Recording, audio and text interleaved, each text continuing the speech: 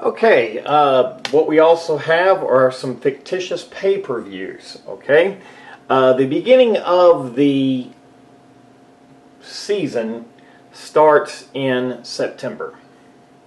Alright, so, but our first pay-per-view within the new season, if you want to say,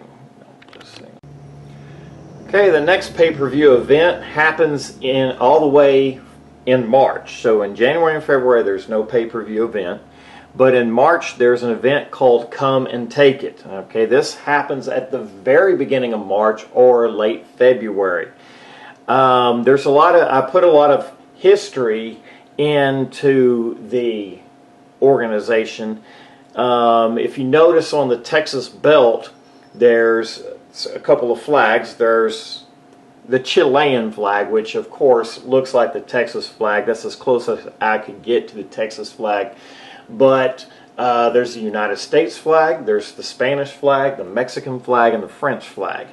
And I could not find a flag that looked similar to the Confederate flag, or I would have put that on there. And the reason why I put those flags on the Texas title is because those are the 6 flags over Texas. Those were the 6 different nations that ruled over Texas. Texas was its own country for 9 years, between 1836 to 1845, so Texas was even its own country.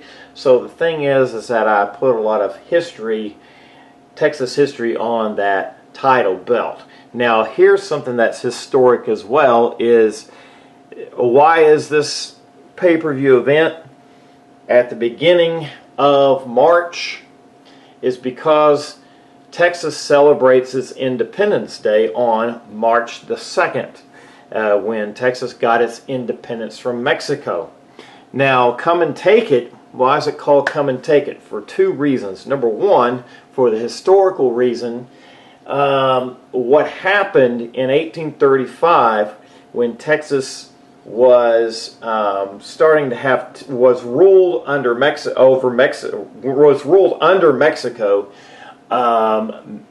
tensions between Texans and the Mexican government began to rise, and over just, we'll just keep it short and brief.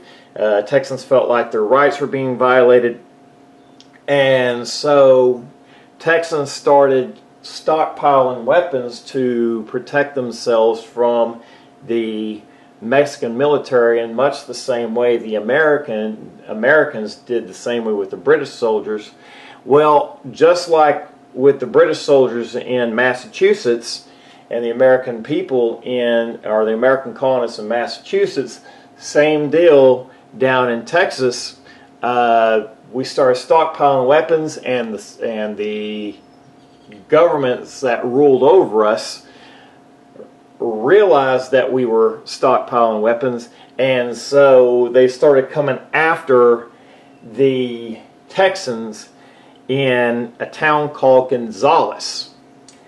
And Texans also had within its possession a cannon. And so the Mexicans were after this old Spanish cannon as well, so the Texans flew this banner that said, "Come and Take It." Okay, that's the first reason why I named this pay-per-view event Come and Take It, which happens at the beginning of March, close to Texas's Independence Day. The second reason why I named it Come and Take It is every match is a ladder match, where you have to climb the ladder and take the belt or take the prize, whether it's the prize be a briefcase, whether it be a belt, whatever it is, you take it, you come and take it, you take it down. So it's a ladder match. Every match is a ladder match, with the exception of the last one, which can sometimes be a steel cage match, where the wrestler has to climb out of the steel cage and take the title, grab the title from the timekeeper, and win the match. Take the title and win the match that way.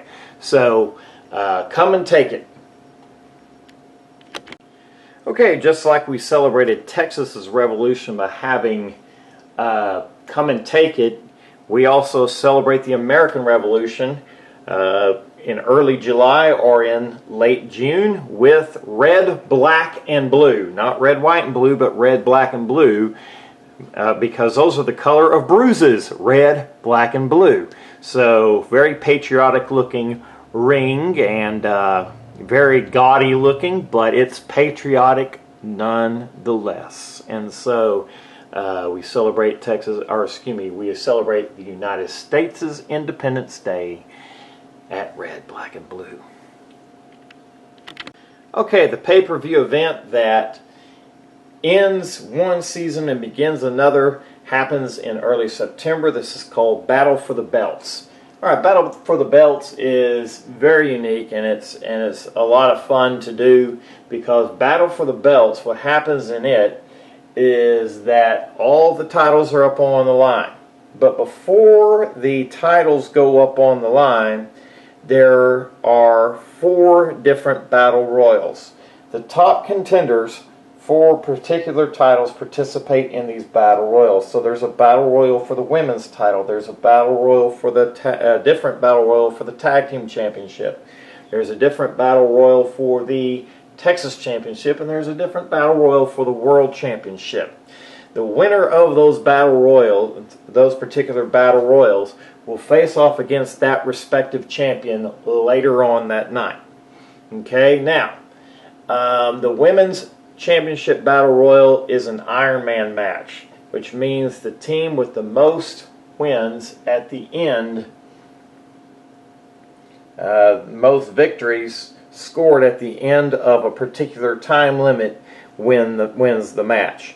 Then there is the tag team championship match. Whoever wins the battle royal faces off against the current tag team champions, and the tag team match is an elimination match, to where each member of the team has to get eliminated in order to win the match. Then there is the Texas championship match, which that is a ladder match where somebody's got to climb the ladder and grab the championship. And then the world title is what I call the Dome of Terror. Okay, this is kind of taken from this type of wrestling match that took place in World Class Championship Wrestling up in Dallas, but except they called it the Triple Dome of Terror, where wrestlers fall through trap doors. And so WWE calls it Hell in a Cell, except that I put some special stipulations on it.